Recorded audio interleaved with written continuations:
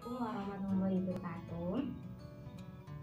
Dan saya hormati Pak Muhammad Imam Effendi Soleh, MPDI, sebagai pengampu mata kuliah pembelajaran Al-Quran Hadis MISD di PGMIC semester 5. Perkenalkan, nama saya Rizka Yustiani, NIM 1810310117.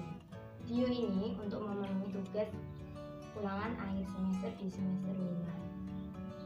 Saya mengambil metode expanding panel dalam materi meningkatkan takwa kelas 4 semester 1. Nanti kita akan membahas 4 poin. Yang pertama adalah pengertian expanding panel atau diskusi panel. Yang kedua adalah tujuan dari expanding panel atau diskusi panel ini. Yang ketiga, langkah-langkah bagaimana melakukan expanding panel atau diskusi panel. Yang terakhir adalah kelebihan dan kekurangan dari expanding panel atau diskusi panel.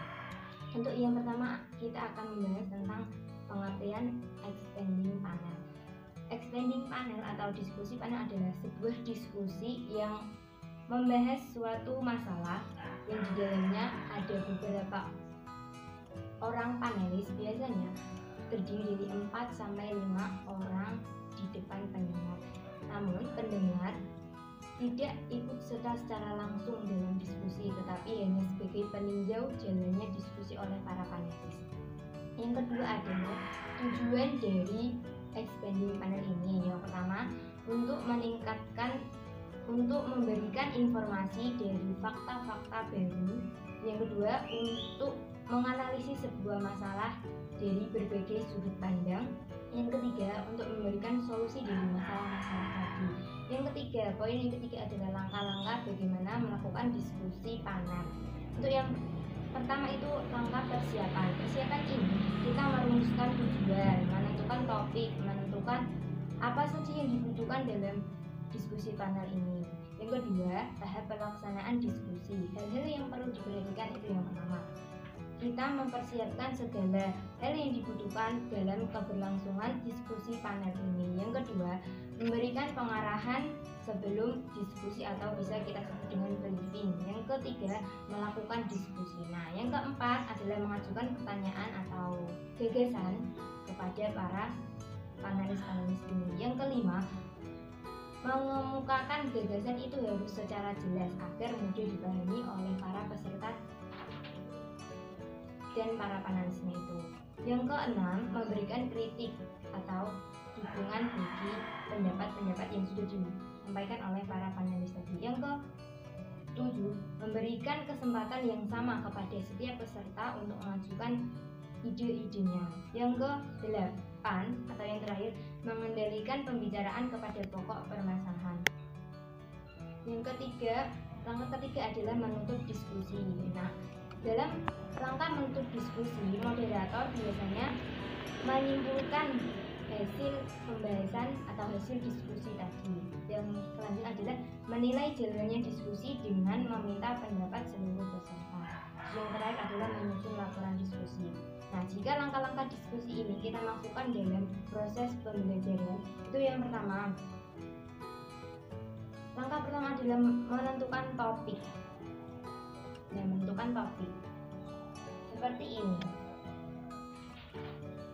Saya mengambil tema tentang hadis meningkatkan takwa dari materi kelas 4 semester 1. Nah, dalam pelaksanaannya, sebelum diskusi dimulai, guru melakukan briefing kepada murid-muridnya dengan membagi kelompok menjadi 3 kelompok atau 4 kelompok dengan anggota 4 sampai 5 orang. Setelah itu, guru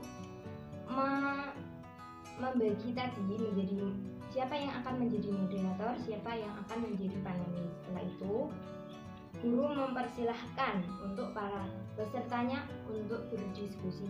Nah, guru ini sebagai peninjau dari jalannya diskusi. Setelah berdiskusi secara berkala dari kelompok 1, kelompok 2, kelompok 3, kelompok selanjutnya, guru mereview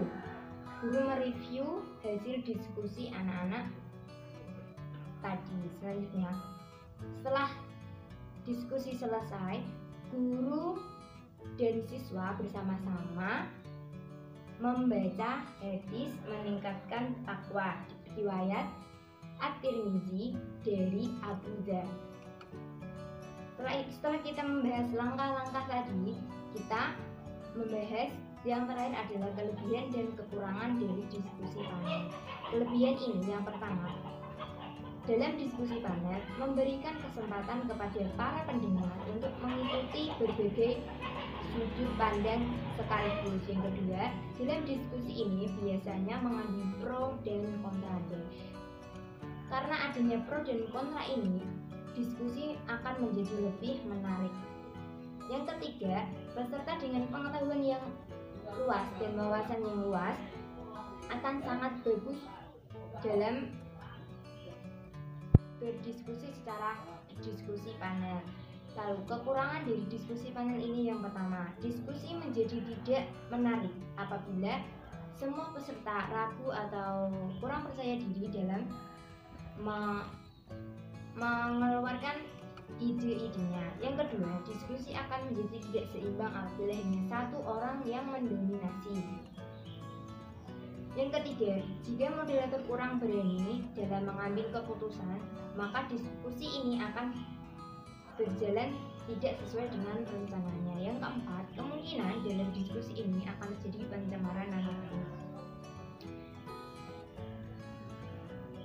Dari metode ini saya mengambil media papan tulis ini sebagai media untuk menuliskan ide atau topik-topik dalam diskusi kali ini. Sekian dari saya. Apabila ada salah kata saya minta maaf. Wabillahi taufiq wal hidayah.